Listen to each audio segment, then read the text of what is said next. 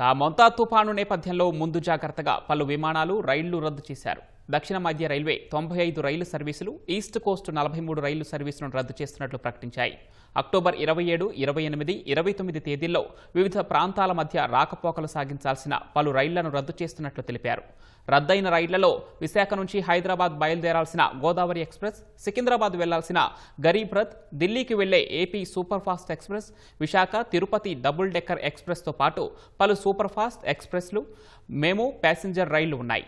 అటు విజయవాడ డివిజన్ మీదుగా నడిచే 54 రైళ్లు దక్షిణ మధ్య రైల్వే రద్దు చేసింది. రేపు, ఎల్లుండి బయలుదేరే రైలు ప్యాసింజర్ ఎక్స్ప్రెస్ రైళ్లను అధికారులు రద్దు చేశారు.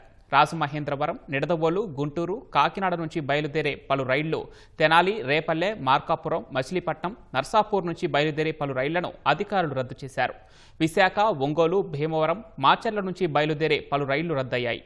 తెలంగాణ, చెన్నై నుంచి బయలుదేరి ఏపీ మీదుగా వెళ్లే పలు రైళ్లను రద్దు చేశారు. రద్దయిన రైళ్ల వివరాలను రైల్వే శాఖ వెబ్సైట్లో ఉంచింది. ప్రయాణికులకు మొబైల్ సందేశాలు పంపింది.